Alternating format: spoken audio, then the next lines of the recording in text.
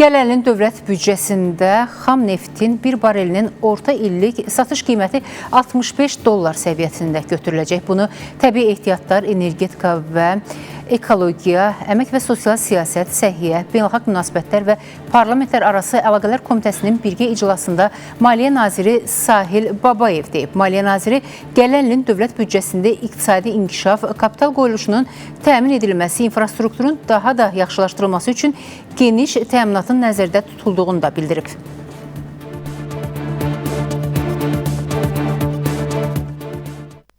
Önəmli istiqamətimiz olan müdafiə və milli təhlükəsizlik xərcləri növbəti ildə də ciddi şəkildə təmin edilmişdir və büdcə xərclərinin 8,7 milyard manatı bu istiqamətə yönəldilir. Bu da ümumi büdcə xərclərinin 20,9%-dir. Növbəti ildə bu xərclər cari illə müqayisədə 318 milyon manat artırılır.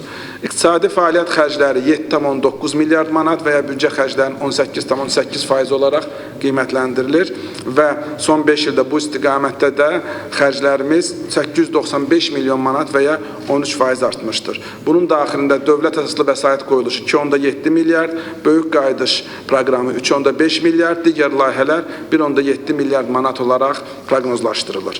Kənd təsərrüfatı xərcləri 1,2 milyard və ya büdcə xərclərinin 3% istiqamətində qiymətləndirilir və proqnozlaşdırılan aqrar ödəyimin 15%-ni təşkil edəcəkdir. Bunun daxilində ərzaq təhlükəsizliyi 513 milyon, meliorasiya 490 milyon, digər kənd təsərrüfatı tədbirləri isə 219 milyon xərc olaraq proqnozlaşdırılır.